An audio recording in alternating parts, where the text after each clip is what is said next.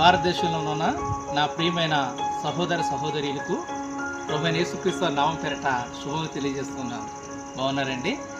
ఈరోజు దేవుని వాక్యం నుండి ఒక మాట గురించి నేను వివరించాలని ఆశపడుతున్నాను.